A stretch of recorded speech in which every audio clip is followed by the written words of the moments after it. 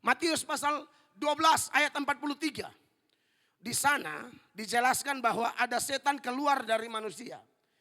Mungkin karena didoakan, mungkin karena ikut ibadah, buat keputusan saat itu lalu setannya pergi. Tapi sayangnya dia hanya bertobat saat itu, nanti setannya balik lagi. Perhatikan, apabila roh jahat keluar dari mana Bapak Ibu? Manusia. Ia pun mengembara ke tempat-tempat yang tandus mencari perhentian. Tetapi ia tidak mendapatnya. Lalu apa yang terjadi? Ayat 44. Lalu ia berkata, aku akan kembali ke rumah yang telah kutinggalkan itu. Maka pergilah ia dan mendapati rumah itu kosong, bersih, tersapu dan rapi teratur. Bersih, rapi tapi kosong. Tidak ada firman, tidak ada pengampunan, tidak ada hubungan pribadi dengan Tuhan, tidak ada Roh Kudus. Maka yang terjadi, dia keluar, dia ajak roh yang lebih jahat, dia masuk kembali dan keadaan orang itu lebih hancur lagi. 45 sama-sama, 1, 2, 3. Lalu ia keluar dan mengajak 7 roh lain yang lebih jahat daripadanya. Dan mereka masuk dan berdiam di situ. Maka akhirnya dengar, keadaan orang itu lebih buruk daripada keadaan semula. Demikian juga akan berlaku atas angkatan yang jahat ini. Bapak Ibu, memang sistem dunia ini jahat sekali. Ini kenapa orang bakar gereja, kenapa ada pendeta dibunuh, kenapa ada penginjilan dihambat. Bahkan sistem ini bisa ada dalam rumah kita. Kenapa ada istri bertobat, suami tidak bertobat. Ada suami bertobat, istri tidak bertobat. Orang tua bertobat, anak tidak bertobat. Anak bertobat, orang tua tidak bertobat. Maka tantangan terbesar yang dia dapat langsung dari sistem duniawi yang ada di dalam rumahnya. Makanya Tuhan Yesus bilang dalam Matius 10 ayat 36. Musuh orang ialah orang-orang seisi rumahnya. Maka diberkatilah Bapak Ibu yang suami istri sudah bergandeng tangan ke gereja. Diberkatilah Bapak Ibu yang satu keluarga sudah biasakan mezbah keluarga di dalam rumah Anda. Saudaraku, Alkitab berkata di mana ada kerukunan, di mana ada kasih persaudaraan, dimulai dari dalam rumah. Alkitab berkata kesanalah Allah akan memerintahkan berkat-berkatnya. Orang kayak begitu yang suka bangun mezbah intim sama Tuhan. Keluarga kayak begitu. Bukan dia yang kejar berkat. Berkat yang kejar-kejar dia. Amin. Bukan cuma berkat. Sang sumber berkat datang. Karena Yesus dan 2-3 orang berkumpul sepakat. Dimanapun mereka menyebut namaku. Aku ada di situ. Bukan cuma berkatnya. Sumbernya turun. Saudara-saudara. Ya, tapi bagaimana dengan mereka yang tidak bertobat? Memang kasihan ya. Saya merasakan karena saya dalam rumah saya bertobat sendirian. Papa tidak bertobat, mama tidak, abang-abang, kakak-kakak saya tidak bertobat. Aduh, itu saya sengsara betul. Saya bilang berhenti judi, mereka anggap saya anak sok suci. Keluarga saya penjudi. Jadi sejak kenal Tuhan, saya buat pertemuan lah begitu dalam rumah.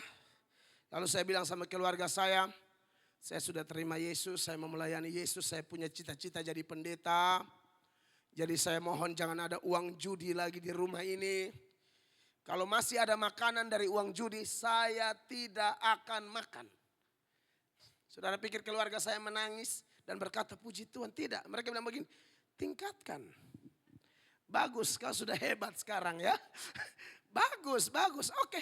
Jadi kalau uang judi kau tidak makan ya, pegang komitmenmu. Maka satu kali saya lupa saya mau makan.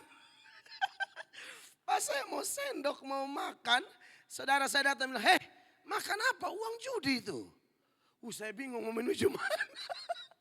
Saya pikir dengan ketegasan saya, lalu keluarga pun akan berbalik. Tidak, mereka malah menguji sejauh mana imanmu. Haleluya. Dan saya rasakan itu bertahun-tahun. Akhirnya saya harus makan di rumah hamba Tuhan. Serius ini. Karena saya sudah ngomong dengan semangatnya. Sedangkan semua nasi dan lauk-lauk itu judi semua. Dari mana kau mau makan? Tapi ya sudahlah. Itu yang Tuhan bilang. Musuh orang ialah orang-orang seisi rumahnya. Kalau ada yang bertobat, ada yang belum bertobat. Jadi kekasih Tuhan itu pengertian dunia. Hal yang pertama. Tapi yang kedua, kapan saya dan saudara ini dibenci oleh dunia? Saat sorga memutuskan untuk memilih Anda. Kita semua ini kan orang duniawi dulu. Kita semua ini kan dipakai setan dulu. Jujur aja kita punya kesaksian masing-masing. Apa dasarnya bahwa kita semua ini dipakai setan? Saudara dulu ya. Kalau ada yang masih sekarang berarti memang Tuhan utus saya tepat pada waktunya. Supaya sebelum masuk perjamuan Jumat Agung nih tanggal 15 April Anda sudah bikin keputusan. Takutnya ambil perjamuan bukannya dipenuhi Roh Kudus kayak Yudas kerasukan iblis. Amin Bapak Ibu. Nah saudara-saudara ini saya sudah lihat 12 menit nih. Jadi saudara kalau saya khotbah agak cepat karena waktu ya. Ini waktu sudah berbicara ini. Oh iya tidak apa-apa kita harus taat aturan. Supaya karena pendeta kalau tidak pakai waktu dia nanti kemana-mana nanti. Jadi harus to the point ya kan. Makanya saya to the point hari ini. Haleluya. Saudara kita semua ini dulu dikuasai setan karena apa? Dosa-dosa kita. Dosa menyebabkan orang mengalami kematian. Kematian itu ada kematian jasmani, ada kematian rohani. Ada juga kematian di neraka. Kematian jasmani artinya terpisahnya tubuh dengan roh atau jiwa kita. Tubuh ini dari tanah kembali ke tanah, roh atau jiwa kita kembali kepada pencipta.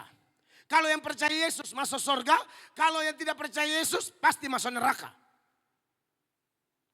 Tetapi mati yang bernama mati rohani, itu artinya jasmaninya masih hidup, roh dan jiwa dan tubuhnya masih bersatu, tapi hubungannya dengan Tuhan bermasalah.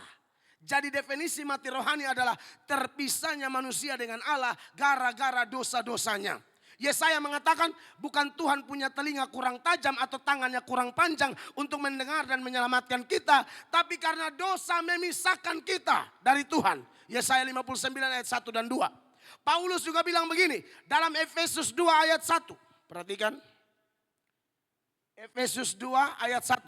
Kamu dahulu sudah mati karena pelanggaran-pelanggaran dan dosa-dosamu. Garis bawahi kalimat itu. Kamu dahulu sudah mati. Bukan mati jasmani, rohani. Gara-gara apa? Pelanggaran-pelanggaran dan dosa-dosamu. Kalau orang sudah model begini, dia dikuasai oleh setan. Ayat 2, perhatikan. Kamu hidup di dalamnya karena apa? Kamu mengikuti jalan dunia ini. Dunia masih sama, sistem yang dikuasai oleh si jahat. Makanya ayatnya dilanjutkan. Karena kamu, dengar, mentaati penguasa kerajaan angkasa, yaitu roh yang sekarang sedang bekerja di antara orang-orang durhaka. Bahkan Paulus akui, dia juga dulu ada dalam sistem itu. Ayat 3, Paulus bilang begini. Sebenarnya dahulu kami, maksudnya Paulus juga, kami semua juga terhitung di antara mereka ketika kami hidup dalam hawa nafsu daging dan menuruti kehendak daging dan pikiran kami yang jahat. Pada dasarnya kami adalah orang-orang yang harus dimurkai sama seperti mereka yang lain. Tapi saudara-saudara, Yesus bilang, kenapa dunia membenci kamu dalam Yohanes 15 ayat 19 itu? Karena aku telah memilih kamu dari dunia. Kita bersyukur menjadi orang-orang pilihan Allah. Amin. Kita semua sudah mati secara rohani. Dulu kita dikuasai oleh roh-roh jahat. Sehingga hidup kita bertentangan dengan firman. Bertentangan dengan kehendak Allah. Bahkan kita benci gereja. Kalau kita satu-satu bersaksi, kita punya pengalaman. Dulu yang namanya ibadah, angkat tangan, tepuk tangan, menyembah Tuhan. Itu kita rasa aneh sekali. Bahkan mungkin kita pernah tuduh orang yang menyembah dalam roh dan kebenaran sebagai orang-orang gila. Itu saya tidak kaget. Karena Yesus sendiri pernah dikatain gila. Apalagi kita. Karena saya sudah bilang di kalangan orang gila, orang waraslah yang dianggap gila. Serius, saudara kalau waras sendirian pergi ke rumah sakit jiwa, jangan kaget kalau orang gila di situ rame-rame berteriak, gila datang. Karena bagi mereka yang gila kita. Orang yang tersesat anggap kita yang sesat. Padahal mereka yang dibutakan. Makanya diberkatilah kita. Kenapa kita pikul salib? Karena Tuhan sudah pilih kita. Betul, dia akan berkati kita. Tapi dia tidak akan memberikan mahkota sebelum Anda pikul salib. Tidak ada yang namanya jalan pintas untuk dapat mahkota, dapat kemuliaan, dapat kemenangan, dapat berkat. Jalan menuju mahkota cuma satu, salib. Tidak bisa tidak. Oleh karena itu kekasih Tuhan, apapun tantangan persoalan karena cintamu kepada Yesus, jangan mundur, maju terus. Sebab bersama Tuhan kita lebih daripada pemenang. Amin saudara-saudara. Apa buktinya kita telah dipilih? Setelah Efesus 2 ayat 1, 2 dan 3 itu ayat 4. Paulus lanjutkan begini. Efesus 2 ayat 4. Tetapi Allah yang kaya dengan rahmat oleh karena kasihnya yang besar yang dilimpahkannya kepada kita. Dengar baik-baik. 5. Telah menghidupkan kita bersama-sama dengan Kristus. Haleluya. Sekalipun kita telah mati oleh kesalahan-kesalahan kita, oleh kasih karunia kamu diselamatkan. Waktu kita ada di daerah keselamatan, karena kita telah dipisahkan dari sistem itu, maka dunia akan serang kita. Tapi jangan takut. Tuhan Yesus bilang begini, mereka mungkin bisa bunuh tubuh, tapi tidak bisa bunuh jiwa. Dan ingat, tidak ada sesuatu terjadi kebetulan. Matius pasal 10, ayat 28 sampai ayatnya yang ke-30 dia bilang begini. Ayat 28, dan janganlah kamu takut kepada mereka yang dapat membunuh tubuh, tetapi yang tidak berkuasa membunuh jiwa. Takutlah terutama kepada Dia yang berkuasa membinasakan baik jiwa maupun tubuh di dalam neraka. Saudara, buat apa takut manusia? Silakan kau ancam saya, silakan kau bikin begini begitu. Bagiku sekali Yesus tetap Yesus, ikut Yesus. Saya harus lebih takut Yesus. Dulu Petrus menyangkal, tapi setelah dia dibaptis Roh Kudus di hadapan pengadilan yang mengancam dan melarang mereka menginjil, Petrus bilang kami harus lebih takut kepada Allah daripada takut kepada manusia. Amin saudara. Bapak Ibu tahu rombongan masuk neraka itu nomor satunya siapa? Penakut. Mau lihat dia punya ayat? Wahyu 21 ayat 8. Supaya kalau ada penakut di sini dia tahu bahwa dia adalah pemimpin rombongan. Ya. Wahyu 21 ayat 8. Saudara lihat di sini. Ini daftar orang-orang yang masuk neraka ya. Tetapi orang-orang penakut. Nomor satu. Ini takut apa? Bukan takut ular ini. Takut bersaksi. Takut menginjil. Takut kalau hidup lurus nanti pemasukan berkurang. Kalau kerja benar nanti dihindari orang. Salah. Anda kerja benar aja. Sadrak, Mesak, Abednego tetap benar. Satu Babel benci mereka. Nebukadnezar benci mereka. Tapi Allah promosi mereka. Amin. Saudara mau harap promosi dunia atau promosi dari Tuhan? Jangan takut. Makanya ada lagu Sidney Mohede yang jujur itu. Dia bilang bahkan di dalam api sekalipun. Aku akan tetap menyembah Tuhan. Diancam dibuang ke perapian yang menyala-nyala. Tapi Nebukadnezar kaget karena Sadrak, Mesak, Abednego tidak takut kepada dia. Orang lain kalau ngomong begitu langsung ketakutan. Cari aman. Tapi anak Tuhan sejati, kamu dikaruniakan bukan roh ketakutan. Roh Kudus itu membuat kita berani. Berani tapi benar. Berani karena cinta Yesus. Ayo orang-orang percaya di BS. Bangkit. Betul dunia benci kita, tapi jangan takut. Tuhan di pihak kita. Dan tidak semua juga orang benci kita. Ada juga orang-orang lain yang sudah diselamatkan. Mereka ada di pihak kita. Elia waktu lawan 450 Nabi Baal. Elia bilang aku sendiri. Tuhan bilang kau tidak sendiri. Aku siapkan 7.000 orang yang tidak menyembah dan mencium Baal. Kau tidak sendiri. Makanya di ayat 20 itu. Di ayat terakhir dari pembacaan kita. Yohanes 15 ayat 20 kan Tuhan Yesus bilang begini. 4 menit tersisa saya mau singgung ini. Ya. Yohanes 15 ayat 20. Ingatlah. Jangan lupa ini. Saudara jangan hanya ingat berkat, ingat mujizat. Itu ada, bukan tidak ada. Tapi sampaikan kebenaran itu utuh. Jangan setengah-setengah. Berkat aja terus, berkat aja. Tidak mungkin diberkati kalau tidak dimurnikan. Amin. Ingatlah apa yang telah kukatakan kepadamu. Seorang hamba, siapa? Kita semua. Tidak lebih tinggi daripada Tuhannya. Siapa Tuhan kita? Tuhan Yesus. Jikalau mereka telah menganiaya aku, mereka juga akan menganiaya kamu. Tapi dengar, jikalau mereka telah menuruti firman-Ku, mereka juga akan menuruti perkataanmu. Saya harap kita yang ada di ruangan ini ada di grup yang kedua ya. Grup yang menuruti perkataan Tuhan. Hidup kita tidak ditentukan oleh dunia-dunia itu, ancaman manusia segala macam. Hidup kita ditentukan oleh firman Allah.